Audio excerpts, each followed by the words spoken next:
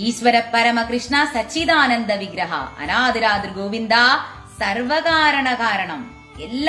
എല്ലാം ഈ ഭൂമിയില് നടക്കുന്ന എല്ലാ കാര്യങ്ങൾക്കും മാറ്റങ്ങൾക്കും എല്ലാത്തിനും ആ ഹേതുവാകുന്നത് പരമപുരുഷനായ പരബ്രഹ്മ സ്വരൂപനായ ആ സച്ചിദാനന്ദ വിഗ്രഹനായ ആ ഭഗവാൻ തന്നെയാണ്. സമ്പത്ത്, അധികാരം, ആൾബലം, സൗന്ദര്യം, വിദ്യാഭ്യാസ യോഗ്യത ഇതൊന്നും ഇല്ല എന്ന് കണ്ട് വ്യസനിക്കേണ്ട കാര്യമില്ല.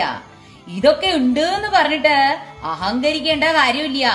കാരണം ഭഗവാൻ വിചാരിച്ചാൽ ഞൊടിയിടയ്ക്കുള്ളില് ഇല്ലാത്തത് ഉണ്ടാക്കാനും സാധിക്കും. ഉണ്ടായവന് ഇതൊക്കെ നഷ്ടമാകാനും ഈ പറഞ്ഞ സമയം മതി. അപ്രതീക്ഷിതമായ ഭാഗ്യ നിർഭാഗ്യങ്ങൾക്ക് 2 ഉദാഹരണങ്ങൾ കൂടി പറയാം. കുചേലൻ അല്ലെങ്കിൽ സുദാമാവ് ഭഗവാന്റെ പ്രിയ സുഹൃത്തായിരുന്നു. ആ സുഹൃത്ത് ഭഗവാന്റെ ആ പരമാത്മഭാവം തിരിച്ചറിഞ്ഞു. ഭഗവാനിൽ ആത്മസമർപ്പണം ചെയ്തു.